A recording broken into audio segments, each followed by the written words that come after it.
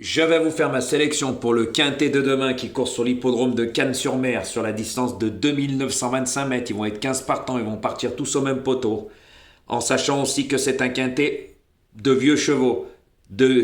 Ça va être de 8 à 11 ans.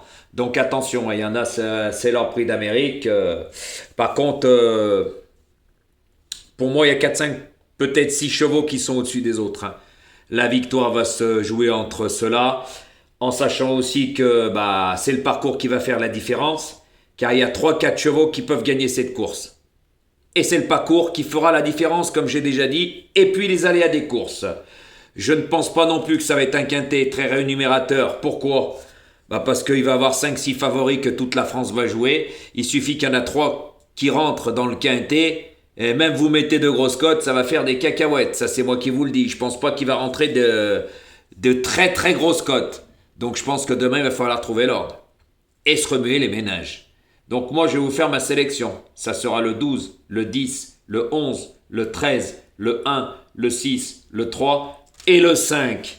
Donc faites attention à ce que je vous ai dit, hein. Ne jouez pas beaucoup, c'est un conseil que je vous donne. Voilà, prenez des bases et faites des champs réduits. Ou sinon, faites comme vous avez envie. Mais moi, c'est juste des conseils. Car pour moi, je vous le redis, il y a 4-5 chevaux qui sont au-dessus des autres. Et on y voit en faisant le papier. Quand on fait le papier, on y voit bien. Voilà. Après, il y a des chevaux, lors de la dernière course, ils ont fait la faute. Ne tenez pas compte de ça, hein. Parce que le driver lui renouvelle sa confiance au cheval.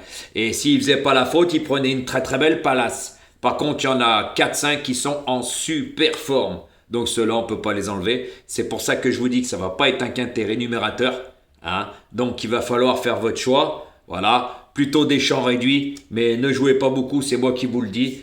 Et on en reparlera demain. Pour moi, demain, c'est pas un quintet qui va payer, à moins d'avoir l'ordre. L'ordre paye toujours quand on joue pas beaucoup.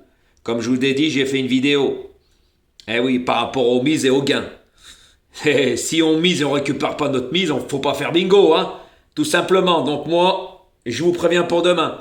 Après, ça sera à vous de voir. Privilégiez les champs réduits et les petites mises. À bon entendeur. N'oubliez pas de liker ma vidéo. Et puis n'oubliez pas ma petite surprise. Pour le prix d'Amérique, il y aura une belle vidéo avec des bonnes explications, mais je la mettrai après plusieurs pronostiqueurs et je sais de quoi je parle. Et on en reparlera derrière. J'ai fait une petite vidéo où je vous ai déjà tout expliqué. Ce jour-là, je vous la mettrai en temps et en heure pour que tout le monde puisse l'écouter et la jouer. Car avec Jojo, c'est pas de blabla, du résultat. Et si c'est pour vous donner toujours tous les favoris, ça sert à rien. Mais je pense que demain, les favoris vont être au rendez-vous. À bon entendeur, n'oubliez pas de partager et de cliquer sur la cloche des notifications et de liker parce que ça fait des jaloux. Eh oui, messieurs, dames.